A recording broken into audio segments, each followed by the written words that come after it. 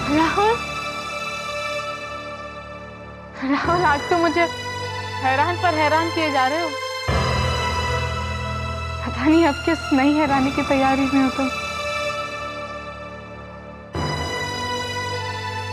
आज की इस रात में तो साल भर का प्यार था। कहाँ हो राहुल? क्यों मुझे परेशान कर रहे हो राहुल? प्लीज मेरी मदद कीजिए सर, मेरी मदद कीजिए। मेरे साहब की गाड़ी का एक्सीडेंट हो गया सर, प्लीज मुझे पुलिस बुलानी है। मैं जानती हूँ तुम चुप कर मेरी बातें सुन रहे हो राहुल। राहुल उफ, अब बस भी करो ना ये लुका छुपी का खेल। राहुल देखो, तुमने जितने सरप्राइजेस दिए हैं ना आज इस एक दिन में, उतने काफी है मेरे लिए। अब और सरप्राइजेस नहीं चाहिए मुझे। Please please please please please please गाड़ी रोक दीजिए, मेरे साहब का एक्सीडेंट हो गया। राहुल, राहुल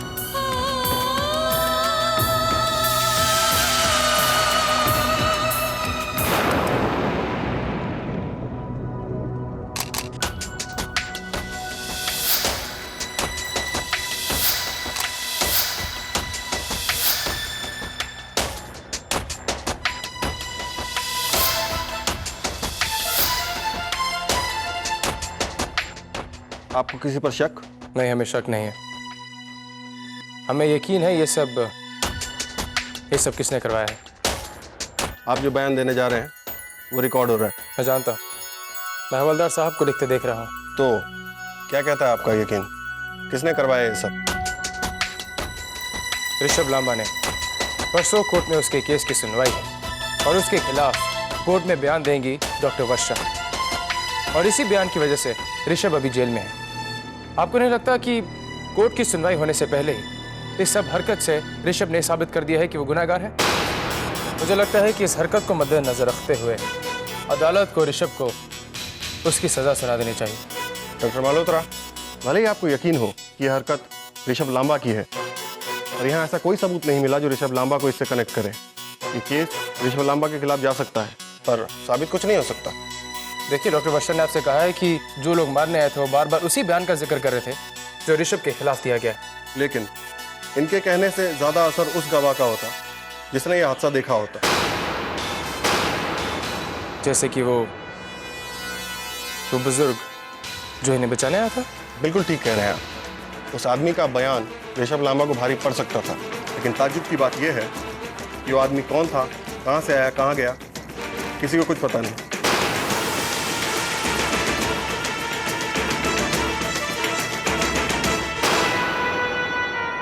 कैलाश खरबंदा का कुछ पता चला?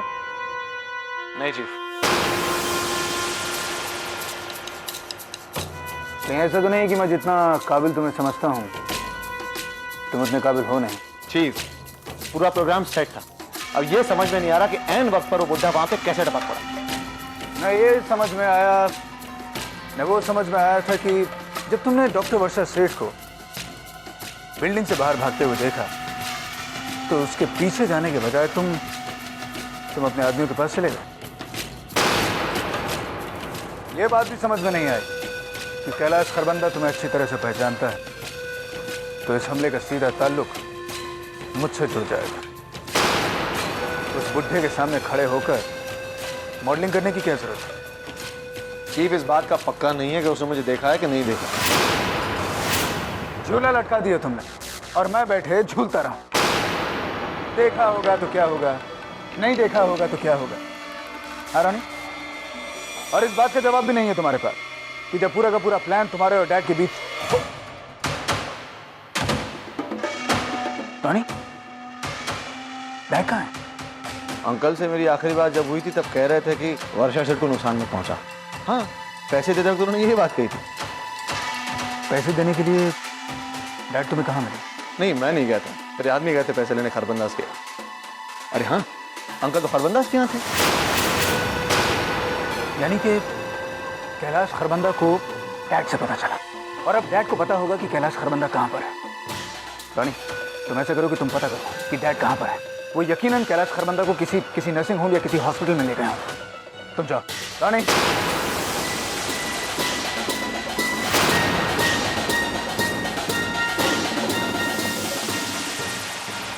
एक बात याद रखना, परसों कोर्ट में न कैलाश खरबंदा पहुंच सके और न ही डॉक्टर वर्षा सेठ, और इसके लिए तुमसे जो बन पड़े तुम करो।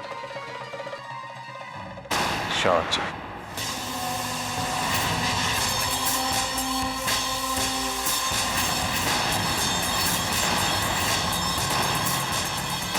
ऋषभ तुम तक वापस पहुंचने की कोशिश करेगा, उन लोगों में से नहीं जो चुपचाप बैठेगा। उसे डर नहीं लगता? वर्षा इस वक्त वो छटपटा रहा है जैसे किसी आजाद जानवर को किसी पिंजरे में रख दिया जाता है। इस वक्त उसकी हालत बिल्कुल वैसी है। आज तक ऋषभ की हालत कभी ऐसी नहीं हुई। इस तरह हार का सामना उसने आज तक कभी नहीं किया। ऐसे हाल में वो कुछ भी कर सकता है। तो तुम बताओ मुझे क्या करना चाहिए? देखो, अगले 2 दिन तुम्हें ऐसी महफूज जगह में रहना चाहिए जहाँ वो तुम तक ना पहुंच सके। पर कहाँ? मैं तुम्हें वहीं लेके जा रहा हूँ, और तुम्हें वहाँ छोड़ के मैं उस आदमी की तलाश में निकल जाऊंगा जिसने तुम्हें बचाया था। पर तुम इसे ढूंढोगे कहाँ? आसपास के किसी हॉस्पिटल में, क्योंकि जिस हिसाब से उनका खून बहा था, यहाँ तो वो आसपास के किसी हॉस्पिटल में होंगे या अब तक मर चुके होंगे।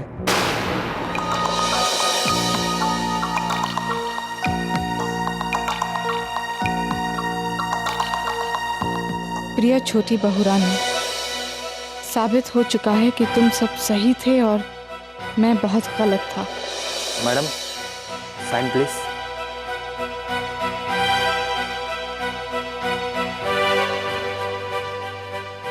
कल तक मैं तुम लोगों से नजरें मिलाने से कतरा रहा था। आज ऐसा कुछ हुआ है कि मैं खुद अपनी नजरों में गिर गया। अब इंसान जहां अपने आप से भागकर जाता है, मैं वहां जा रहा हूं। जिस दिन तुम लोगों को मुंह दिखाने लायक हो जाऊंगा, मैं घर लौट आऊंगा। मैं किसी और से नहीं, बस अपने आप से नाराज हूं। हाँ, कैलाश भी मेरे साथ कुछ दिनों के लिए है। वो जल्दी आ जाएगा। गार्गी और कुणाल को बता देना, तुम्हारे डैड रमन लांबा।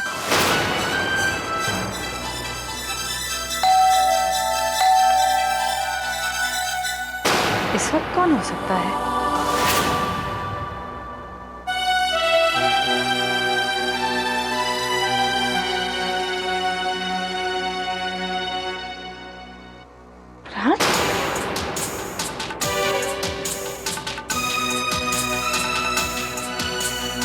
डॉक्टर वर्षा?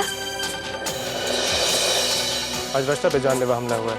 कुछ लोगों ने इसके घर में घुस के इसे जान से मारने की कोशिश की। पर किसने, मतलब क्यों?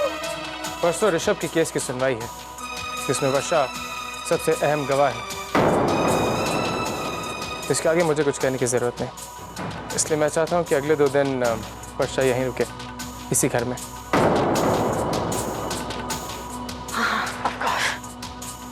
तुमने बिल्कुल ठीक किया रात।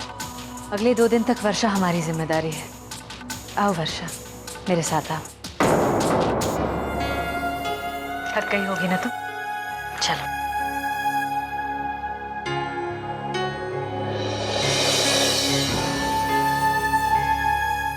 प्रियंका, राहुल ने तुम्हें कुछ बताया? क्या? वर्षा ने फाइनली राहुल को बता दिया है कि तुमने कोई बच्चा अबॉर्ट नहीं किया, और ऋषभ के कहने पर उससे झूठ बोलना पड़ा। अब मेरी समझ में आया कि राहुल आज मुझ पर इतना मेहरबान क्यों था।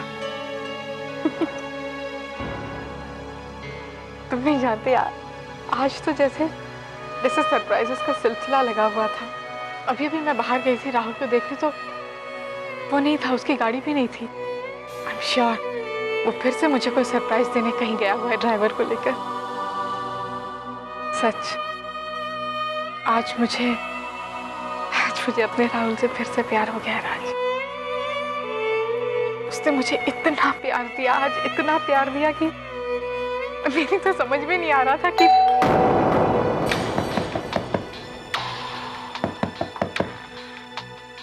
कौन इतनी जोर से दरवाजा नॉक कर रहा है? मैं देखता हूँ।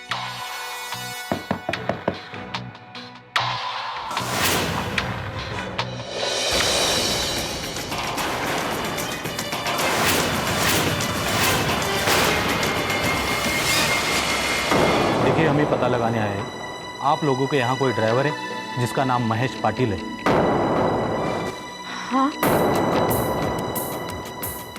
हाँ, वो मेरे पति मिस्टर राहुल लांबा के ड्राइवर हैं। पर आई एम सॉरी, आप क्यों पूछ रहे हैं? आई एम सॉरी मैडम, आपके ड्राइवर महेश पाटिल के बयान के मुताबिक राहुल लांबा की कार का एक्सीडेंट हो गया है।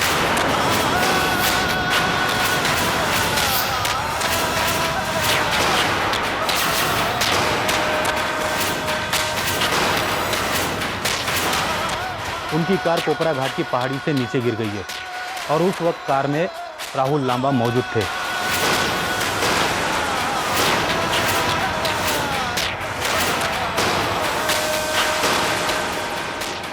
नहीं, ऐसा कुछ नहीं हुआ है। वो तो अभी मेरे साथ, ऐसा नहीं हो सकता है। अम्मा, अम्मा, ऐसा नहीं हो सकता। इन्हें जरूर कोई गलतफहमी हुई है। अम्मा, कोई गलतफहमी हुई है इन्हें। आप लोगों को कोई गलतफहमी हुई है। बिना कंफर्म किए कुछ थोड़ी बोल सकते हैं आप लोग। चलिए मेरे साथ।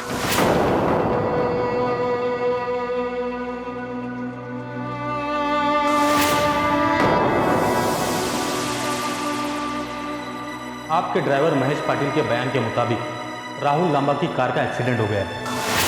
उनकी कार कोपरा घाट की पहाड़ियों से नीचे गिर गई है और उस वक्त कार में राहुल लांबा मौजूद थे।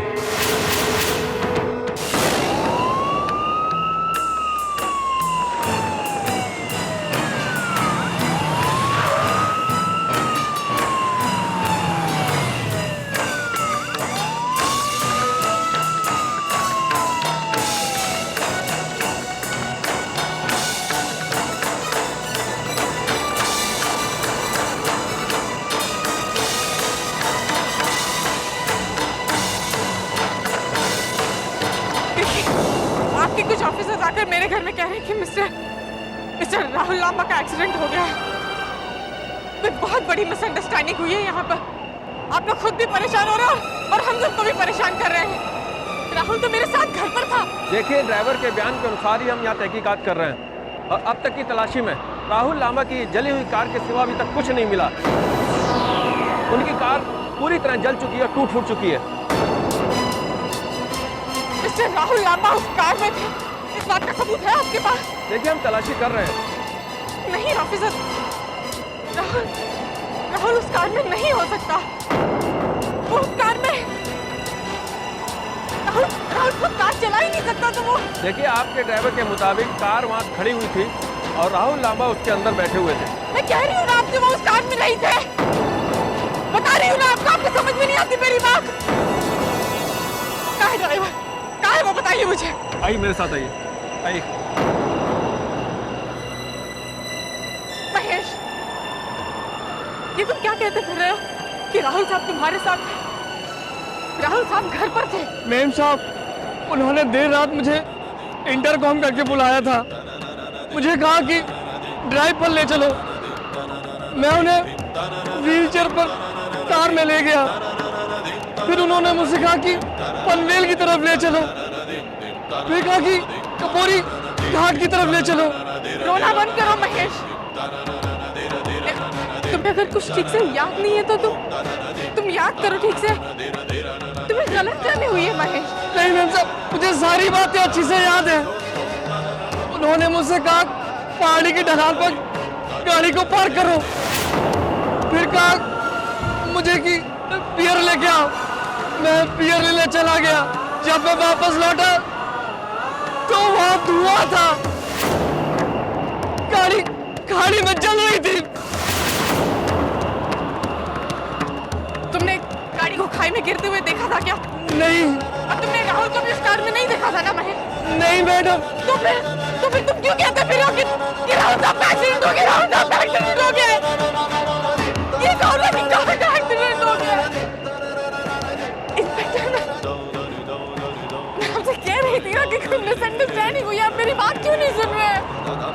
कार वहां थी, वहां खाई में स्लिप कर गई और इसने भी नहीं देखा राहुल को कार में, क्योंकि राहुल तो कार में था ही नहीं। वो नहीं था कार में, इसलिए तो मैं कह रही हूँ कि ऐसा नहीं हो सकता। तुम भी ना महेश, होंगे होंगे, यहीं कहीं होंगे आप।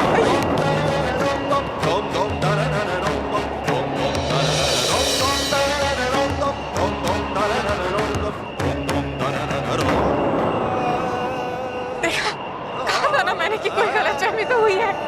मेरी बात ही नहीं मानते। कार जब खाई में गिरी तो किसी ने राहुल को उसमें देखा ही नहीं, तो राहुल यहीं कहीं होगा।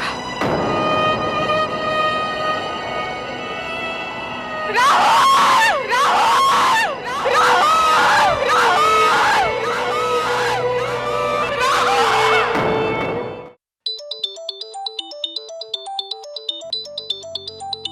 हेलो। हेलो राज, तुम कहाँ चले गए? रिकी का फोन आया था। मीरा आंटी रात से मूर्ति बनी बैठी हैं। जब से उन्होंने इस खबर के बारे में सुना है तब से वो अपनी जगह से हिली तक नहीं है। उन्हें बहुत गहरा सदमा हुआ है। मुझे डर है कहीं कुछ ऊंच नीच ना हो जाए। एनीवेज तुम प्रिया को संभालो, मैं जाके आंटी को संभालता हूँ।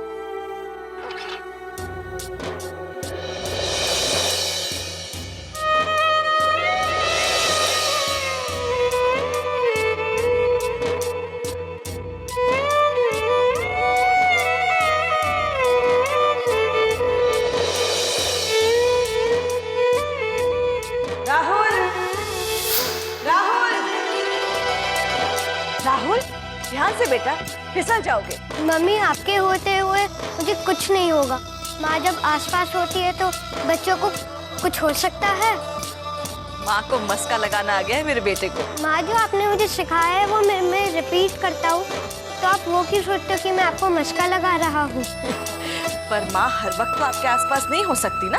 पर माँ का आशीर्वाद तो होता है। कितनी बड़ी बड़ी बातें करना सीख गए हो तुम। जिनकी माँ इतनी अच्छी होती है उन्हें बड़ी बड़ी बातें करना आ ही जाता है। राहुल! माँ भी देखो, मैं आपको वहाँ चढ़कर दिखाता हूँ। नहीं राहुल, राहुल बेटा नहीं, बात मानो। राहुल! राहुल!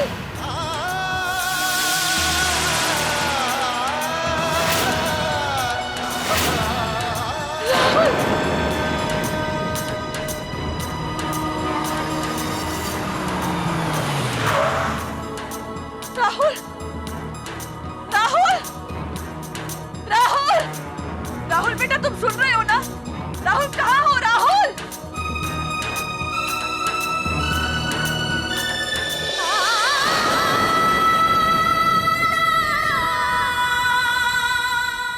आ रहा हूँ ना माँ। जल्दी आओ।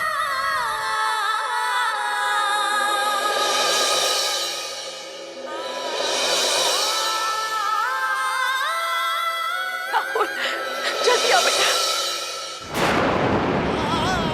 मुझे कितना डरा दिया था।